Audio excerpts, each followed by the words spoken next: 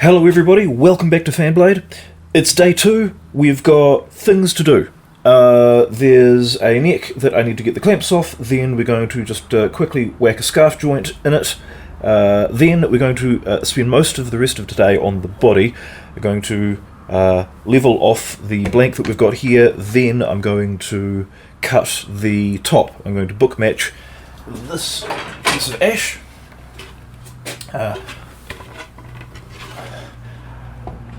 Which has a lovely bit of grain coming down here. This is a lovely sort of tiger stripe thing. I'm thinking I don't want to book match it right to this edge. I'm going to actually put the centre of the guitar about there, and that'll make the most of this lovely figure. There's a few little knot holes coming in there, and the grain kind of goes wavy, and then there's some straight grain there, which will look lovely up the edges of the guitar. So we'll mark all of that out, work it all out. It's not perfectly flat either. It's a tiny little bit of cupping, but we can sand that out and then get it cut and get it glued on here, and that's going to be spectacular.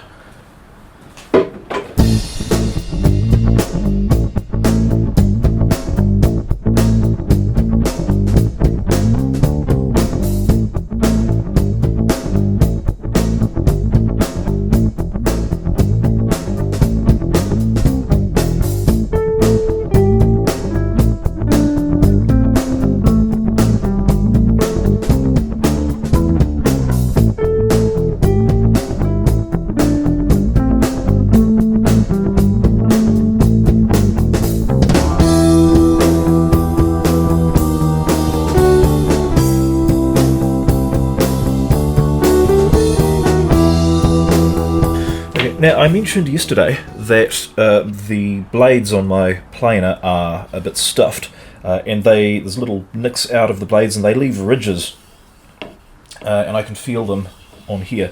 Now, I can feel them, can't see them, still not very good, though if we're going to glue a fingerboard on there, then you need the surface to be as flat as possible. But there is a little trick. If you snip your workpiece down at each end, so it doesn't move, as would be the standard practice for any woodworking manoeuvre, and then you take a dangerously sharp chisel, and you come in not directly with the grain, but on an angle and low, then you can actually just slice those ridges off.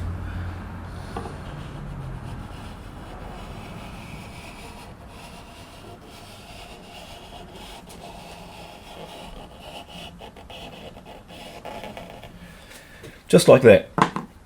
Any raised little piece of wood that was sitting up, you just slice them off as you go. It's kind of like planing them smooth, only on a microscopic level. There's a few more over there. Let's see if I can. Yeah, there's quite a few up this oak. This oak will be interesting because, well, it's the oak. The grain goes a little bit wavy at that end. Let's see how this goes.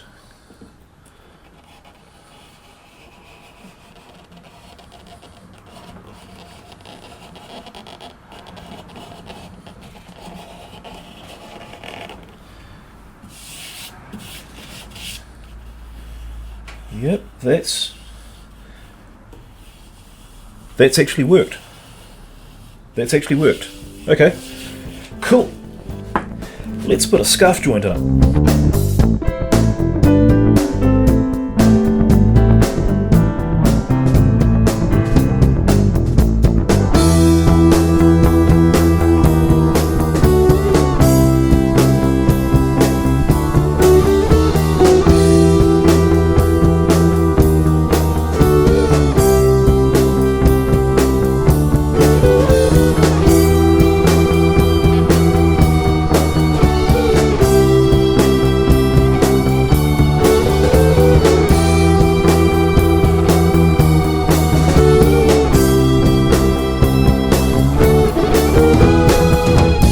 And it's a good opportunity to remind ourselves to always check what you're doing thoroughly. What you've just seen is obviously that blade's come out of there at an angle.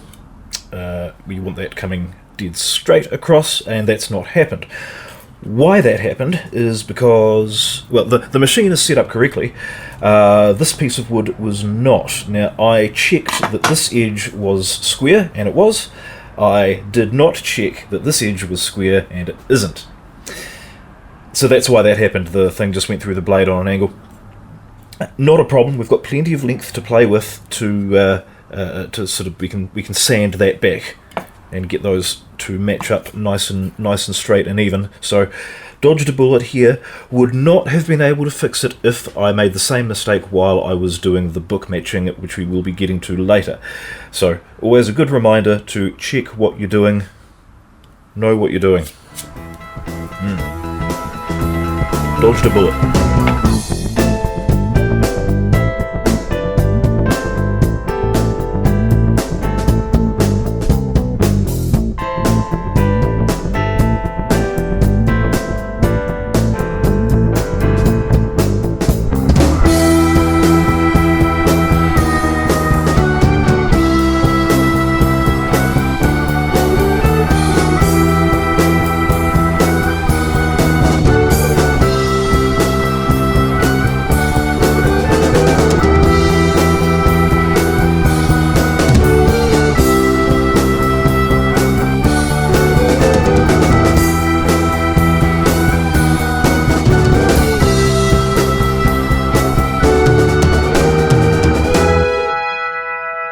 Okay, so that's the scarf joint out of the way.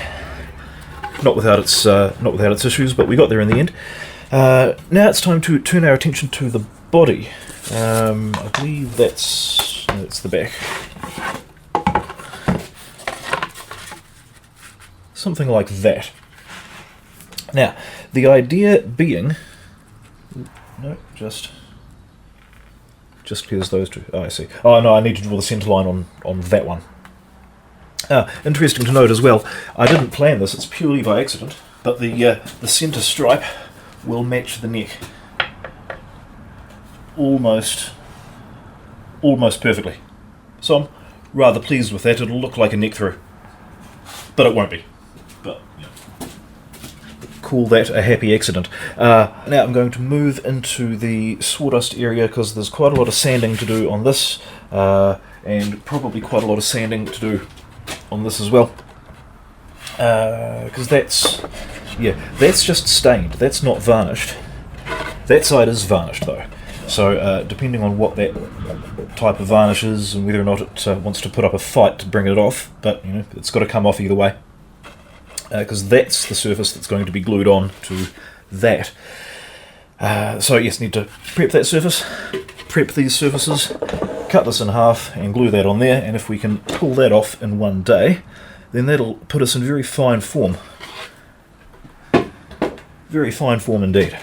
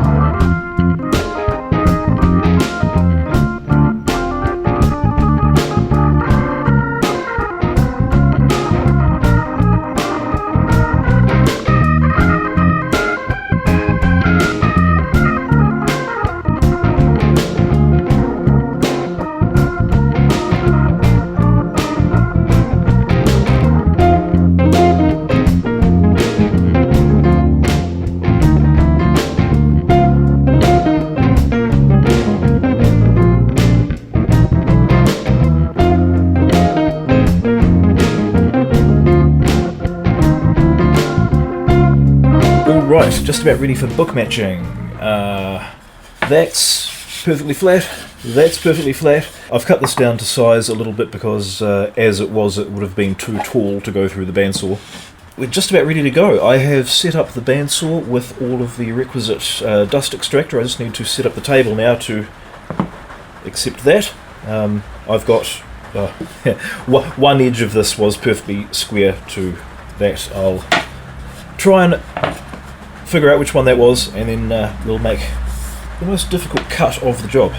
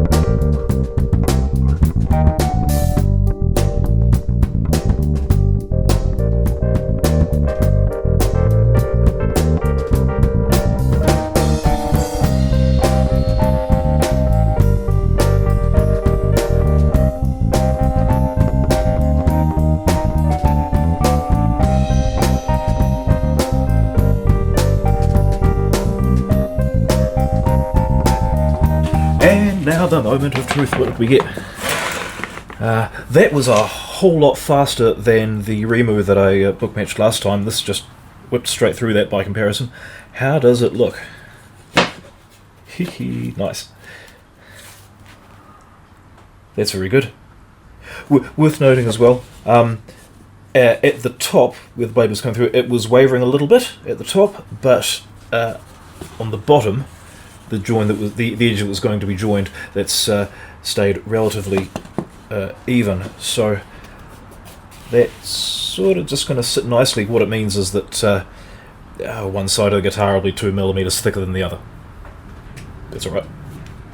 But look at that! I suppose that's...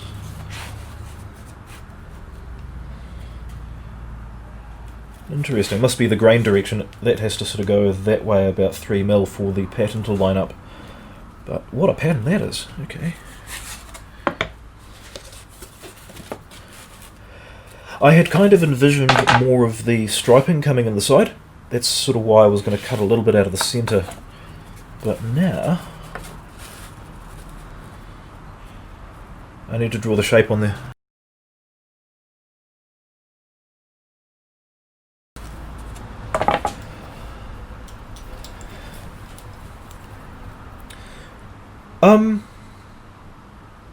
I think we have a winner.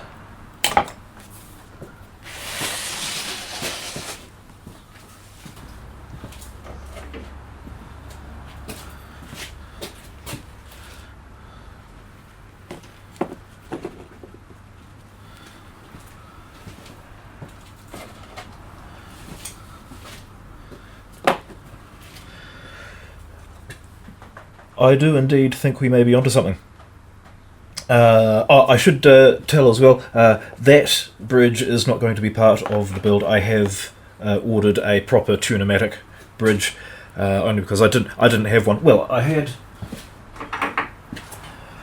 have a Tune-o-matic bridge on hand, I just don't have any posts or a tailpiece for it. So I've ordered all of that from a local supplier, and that should be here in a day or two.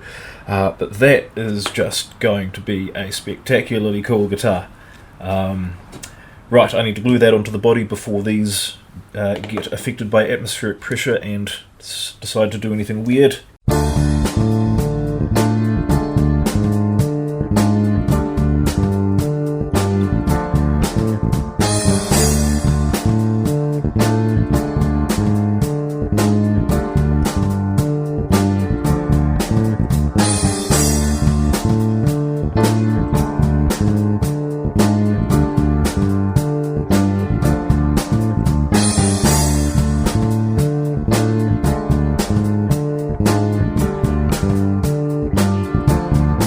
And I've just remembered that if I don't cut that to size first, I can't get the clamps around there.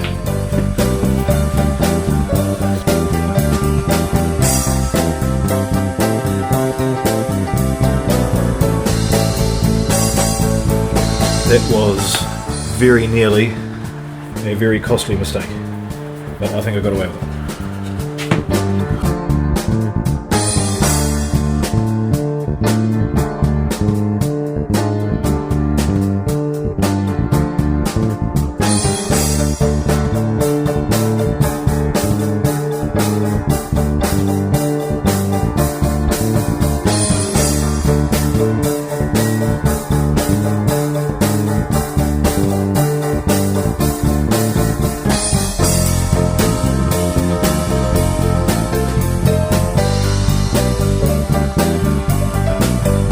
Alright, well that is fantastic progress and a fantastic result. I'm really happy with how this is going. There's a few little weird things going back here and there, but every single time I build a guitar I find something new that I need to learn. So this is one of the things that you must realise if you're going to be a luthier, is that you never stop making mistakes.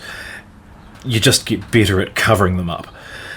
And there's a few good ones in here. So yeah, thank you very much for watching, thank you very much for subscribing, and I'll see you tomorrow.